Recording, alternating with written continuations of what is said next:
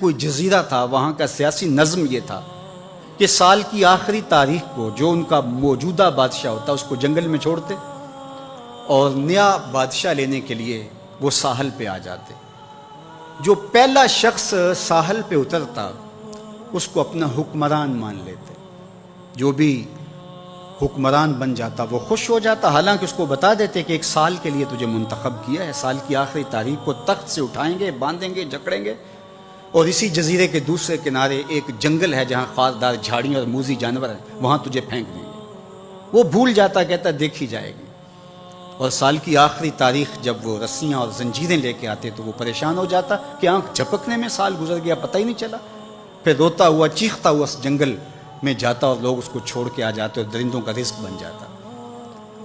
اور جو بھی آتا اس نے کبھی انکار نہیں کیا تھا۔ پہلی بار ایسا ہوا کہ جس شخص کو انہوں نے ہار ڈالے، گارڈ آف آنر دیا، تعظیم تکریم دی، سیلوٹ کیا، اس نے کہا یہ سب کیا ہے؟ کہا کہ آج کے بعد تو ہمارا حکمران ہے۔ کہا میں تو امور سلطنت نہیں جانتا، میں تو تاجر آدمی ہوں، چیزیں بیچنے آیا ہوں۔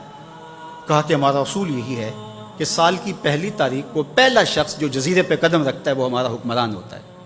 اس نے کہا میں تو امور سلطنت کو نہیں جانتا، تو یہ کس طرح ذمہ داری قبول کر سکتا ہوں؟ انہوں نے کہا کہ تمہیں کرنا ہوگی، اس کے علاوہ کوئی راستہ نہیں ہے، ہمارا یہ قانون ہے، ضابطہ ہے۔ اور یہ بھی بتا دیں کہ سال کی آخری تاریخ کو تجھے اسی جنگل کے دوسرے کنارے چھوڑائیں گے جہاں موذی جانوروں کا رین بسیرا ہے۔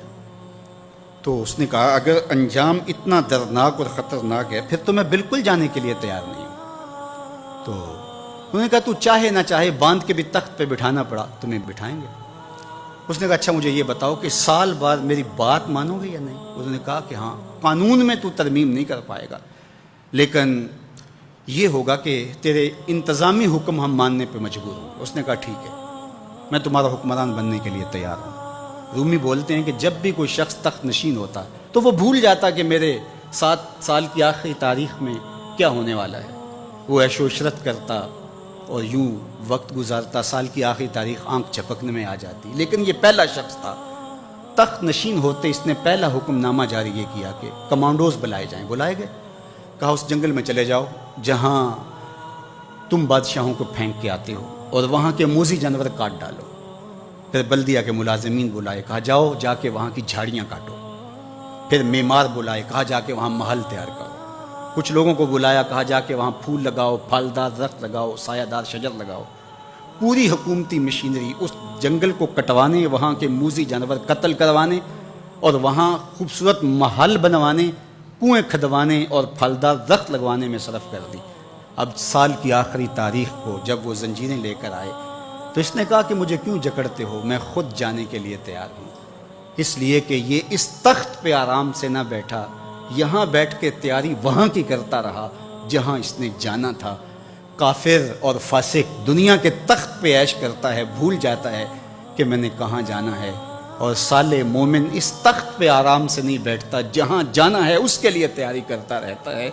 اور جب جنازہ اٹھتا ہے تو وہ کہتا ہے اجلوا بی ولا تؤخروا بی، دیر نہ کرو، مجھے جلدی لے جاؤ، میرا تو وہاں انتظار ہو رہا ہے۔ اور پھر جب وہ وہاں پہنچتا ہے تو القبر روضۃ من ریاض الجنہ، وہ جنت کے باغوں میں سے باغ بن چکی ہوتی ہے۔ وہ سارے تھور، ساری جھاڑیاں، ساری آگ اور وہاں کے سارے بھڑکتے ہوئے شعلے بجھا چکا ہوتا ہے، اپنے اعمال کے لشکر بھیج کے۔ ہم نے دیکھنا ہے کہ ہم یہاں آخرت کے لیے کچھ بھیج رہے ہیں کہ یہی سب کچھ لٹا رہے ہیں۔ دنیا کے مختلف ممالک میں جانا ہوتا ہے۔ تو ایک دفعہ میں اٹلی گیا تو وہاں ایک شہر میں مجھے کچھ دوست لے گئے، تو وہ چھوٹا سا گھر تھا، تو 20 سے 30 لوگ وہاں رہ رہے تھے۔ تو میں بڑا حیرت زدہ ہوا، تو میں نے کہا کہ آپ یہاں تنگ سی جگہ پہ 20-25 لوگ رہ رہے ہیں تو اتنی مشکل میں کیوں رہ رہے ہیں؟ تو کوئی بڑا سا گھر خرید لیں، آسودہ رہیں۔ تو انہوں نے کہا کہ جناب آپ ہمارے علاقے میں جا کے دیکھیں، 5-5 کنال کے گھر ہم نے وہاں شروع کیے ہیں۔ ہم یہاں کمائی کرنے آئے ہیں، عیش کرنا تھوڑے آئے ہیں۔ ہم تو چند سالوں کے لیے یہاں آئے ہیں، اس لیے ہم یہاں سے کماتے ہیں، بھیجتے وہاں ہے جہاں ہم نے ہمیشہ جا کے رہنا ہے۔ میں نے کہا یہی تو میں سمجھانے آیا ہوں، جہاں جتنا رہنا ہے وہاں کا انتظام بھی اس حساب سے کرو۔ حضور نے فرمایا کن فی الدنیا کانک غریب او عابر السبیل، دنیا میں ایسے رہو جس طرح مسافر اجنبی رہتا ہے۔ دنیا پر جینا لگا کے بیٹھ جاؤ، چند دن کے لیے آئے ہو، یہ آخرت کی کھیتی ہے، دارالعمل ہے، وہ آخرت دارالجزا ہے، تو قبل اس سے کہ وہ وقت آئے ہاتھ ملتے رہ جائیں، توبہ کا در کھلا ہے، سورج ابھی مغرب سے طلوع نہیں ہوا، اللہ کی رحمتیں برس رہی ہیں، اٹھے ہوئے ہاتھ وہ موڑتا نہیں، خالی نہیں پھیرتا، تو اس کی دہلیز، اس کا در، اس کی چوکھٹ نہ چھوڑنا، اور آج غور کرنا کہ ہم کھڑے کہاں ہیں۔